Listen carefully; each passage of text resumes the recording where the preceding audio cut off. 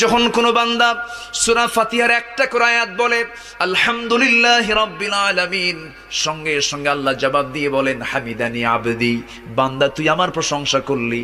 আর রহমানির রহিম যখন বলে আল্লাহ বলেন আসনা আলাইয়া আবদি।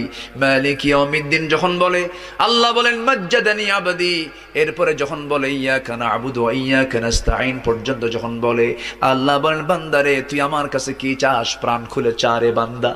ইহদিনাস সিরাতাল মুস্তাকিম থেকে শুরু করে নিয়া ওয়ালাদ-দাল্লিন পর্যন্ত যখন বান্দা বলে তখন আল্লাহ বলেন বান্দা নামাজের মধ্যে এমন প্রেমের খেলা খেললি বান্দা, তুই যা চাইলি সব আমি আল্লাহ কবুল করলাম।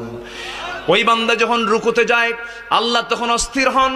ওই বান্দা যখন সিজদায় যাওয়ার জন্য প্রস্তুতি নাই, সমস্ত ফেরেশতাকে ডাক দিয়ে বলেন ও ফেরেশতারা, এই বান্দাগুলো আমাকে দেখলো না, রাসূলকে দেখলো না, কোরআনকে দেখে হাদিসকে বিশ্বাস করে আমাকে খুশি করার জন্য তার সবচেয়ে সম্মানজনক